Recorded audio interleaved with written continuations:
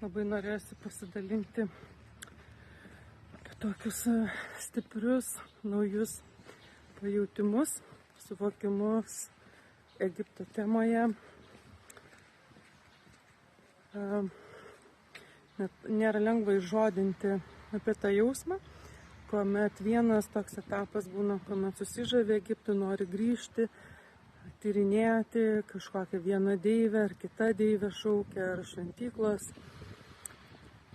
Po to būna toksai pasimetimo etapas, kai daug žinai, bet to pačiu nieko nežinai, jauti energijas, vėl nori grįžti, vėl nori tyrinėti.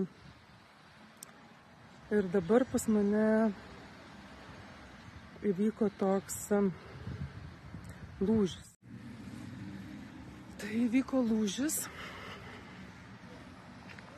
Net nežinau, ar lūžis tinka žodis, bet tarkim, toks labai giluminis pačios Egipto šalies pajutimas, neatskiriant nei vienos dievybės, deivės ar dievo, neatskiriant islamiško pasaulio.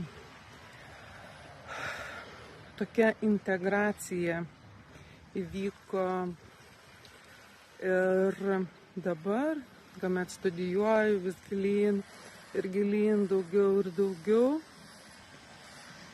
toks jausmas, kad dabar jau susidėlioja į stalčiukus, kaip senose bibliotekose būdavo kartotekos, ar ne, tai mano viduje dabar jau susidėlioja per tiek laiko, tai susidėlioja per visą tą studijų laiką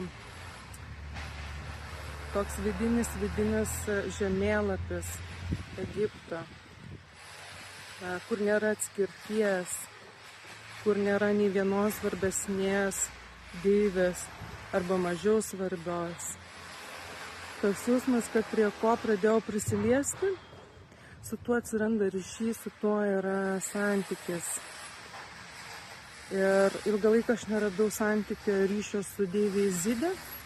Ir netaip senai supratau, kodėl, kad